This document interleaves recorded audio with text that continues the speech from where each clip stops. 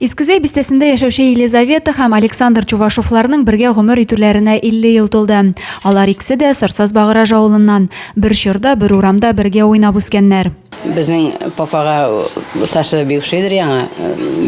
Мин инде, конечно, уйымда юк я, кияүгә китәргә. Безгә кереп булышкалыйдыр. Папа инде, может, кияүгә чыгарсың Сашага дип әйткәне булды.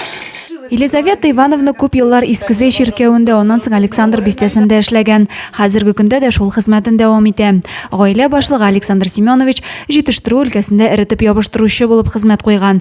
4 кызларының кияүләре дә священниклар. Кияүләребез бик әйбәт. Алар ширкәүдә җөрүчеләр барысы да.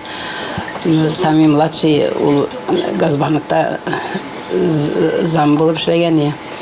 И потом тоже учился, укыды да инде, и тоже священник булды.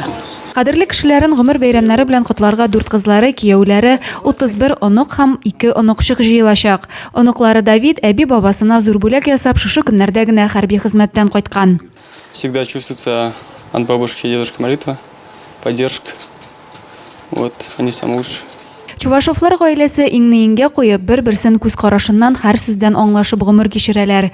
Без дә аларга кызыл туйларына кадәр яшәргә насыйп булсын дигән теләктә калабыз. Адилә Берханова, Александр Тимофеев, Максим Майоров, ЗИ хәбәрләре.